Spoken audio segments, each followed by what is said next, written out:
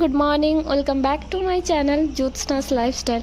এখন বাজে সকাল 8টা আর সকাল সকাল শুরু করেছি আজকের এই ব্লগটা। আজকের এই যে ব্লগটা প্রায় আজ থেকে 3-4 মাস আগে শ্যুট করা, তবে আজকে আপলোড করছি। আর 15 দিন হলো কোনো ব্লগ আপলোড করিনি। লাস্ট ওই জেঠুর ঘরে মনসা পুজোর ব্লগটা আপলোড করেছিলাম। আর এই ব্লগটা দেরি হওয়ার অনেকগুলো কারণ আছে। মাঝখানে দিদিমা মারা গেছে, আমার জ্বর হওয়া, অনেক কিছু ঘটে গেছে, তো সেই কারণে দেওয়া হয়নি। শর্টসে আমি দিয়েছিলাম আমার দিদিমা মারা গেছে, তবে লং ভিডিওতে দিদিমার সাথে দেখা করতে গেছিলাম সেইটুকুই দিয়েছিলাম। আর মানে মারা গেছেন যে সেটা দিইনি, তো সেটা আজকে ব্লগে কিছুটা জানিয়ে দিব।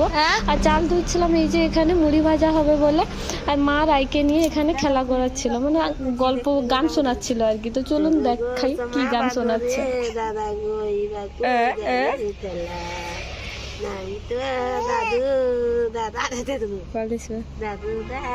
Tata tata tata tata tata করো, টাটা।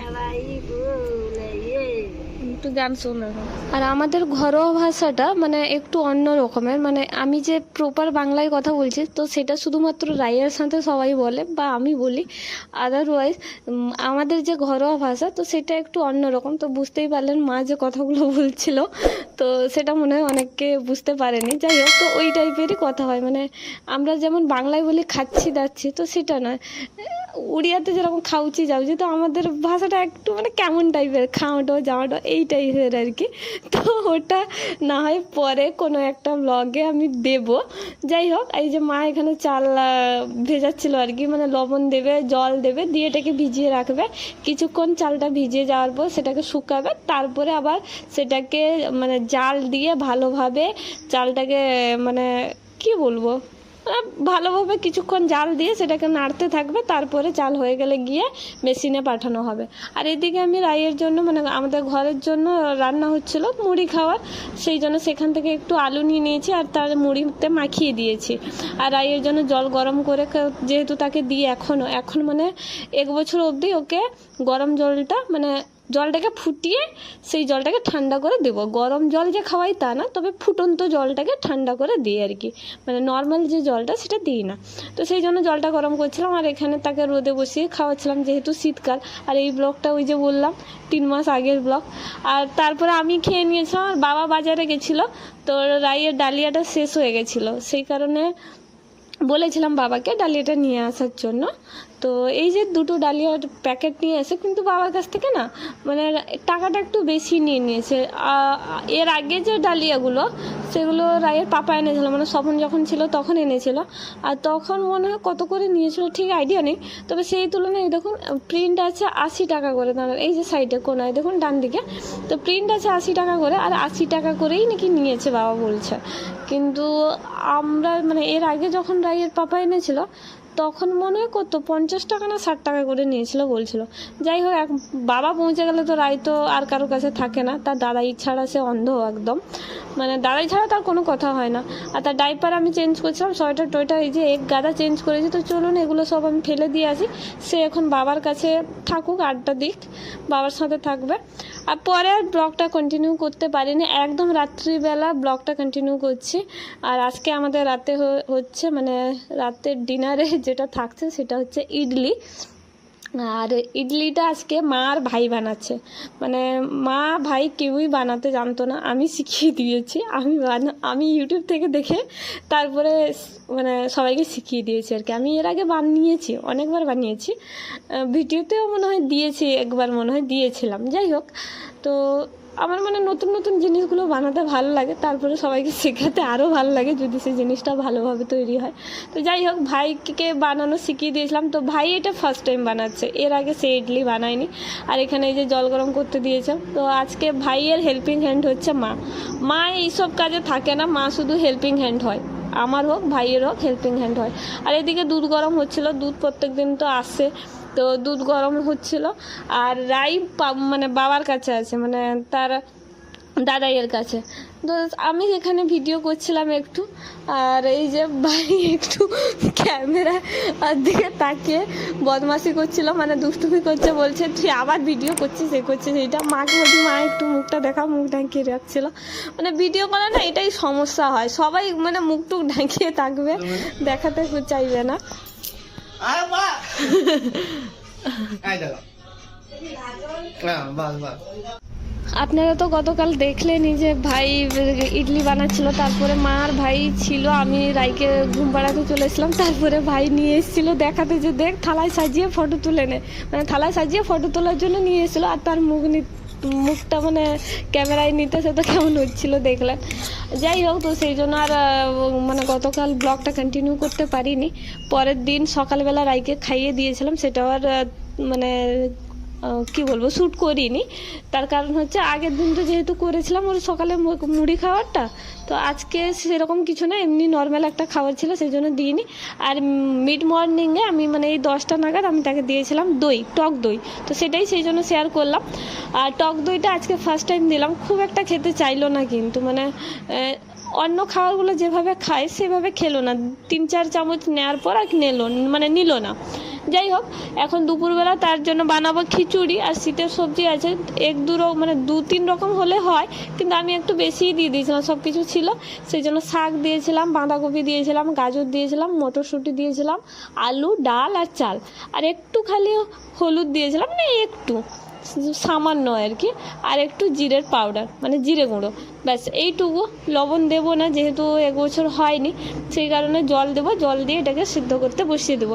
ব্যাস কিছুক্ষণ সেদ্ধ হোক, সেদ্ধ হওয়ার পর সিটি মারবে, সিটি মারলে 2-3টা মতো সিটি মেরে নিলে তারপরে একটু ভালোভাবে ঘেঁটে দিলে আর কি, অল্প অল্প করে প্রেসার দিয়ে, ব্যাস তাহলেই তার দুপুরের খাওয়ার হয়ে যাবে। আর আজকে দুপুরে রাই খিচুড়িই খাবে, ভাত দিব না। সব দিন যে ভাত খায় এমনটা নয়, তবে সব দিন যে খিচুড়িও দিই ভাত দিই না এমনটা নয়, বেশিরভাগ আমি তাকে ভাতটা দেওয়ারই চেষ্টা করি, যেহেতু আমরা বাঙালি। তো মানে আমরা বড়োরা যেভাবে যে রুটিনে খাবার খাই, সেই রুটিনে তাকে যাতে আমি নিয়ে আসতে পারি 1 বছরের মধ্যে, সেই কারণেই এই চেষ্টা আর কি। তো যাই হোক, আজকে খিচুড়িটা যেহেতু সবজি ছিল আর ভাতটাও প্রত্যেকদিন খেতে চায় না, মানে খায় না খুব একটা, সেই কারণে বললাম তাহলে একটু খিচুড়িটা করে দিই, দেখি তার মুখের স্বাদটাও চেঞ্জ হবে, আর যদি হয় তো একটু খেয়ে নিবে, সেই কারণেই করা। তো এই যে সব কিছু দিয়ে আমি এখানে সিটি মারতে বসিয়ে দিয়েছি প্রেসারে, আর রাইকে মাছ রান করাতে নিয়ে গেছে। তো চলুন এখানে যতক্ষণে হয় বাকি কাজগুলো গুছিয়ে নিই। আর এই যে দেখুন সিটিও মেরে দিয়েছে, চলেও এসছি, আর খুলে দেখাচ্ছি কেমন হয়েছে। এই যে দেখুন সেদ্ধ হয়ে গেছে, তবে হালকা হালকা জল আছে। আর এই যে জলটা আছে না, এটাকে যখন ম্যাশ করব তখন কিন্তু এই জলটা ভালোভাবে মিক্সড হয়ে যাবে, আর একটু পাতলা পাতলা হবে, যেহেতু ওই রাইয়ের বয়স এখন কত, ওই 9 মাস মতো, তো সেই কারণে। আর এদিকে সোয়াবিন রান্না করছিলাম আমার আর ভাইয়ের জন্য। রাই তো যেহেতু এত তেল মশলা খায় না, তার সেই জন্য খিচুড়ি রান্না করে দিয়েছি। আর মা বাবাও খাবে না, দিদিমা মারা গেছে না 2 দিন হলো, তো মা বাবার অসুখ, সেই জন্য খাবে না।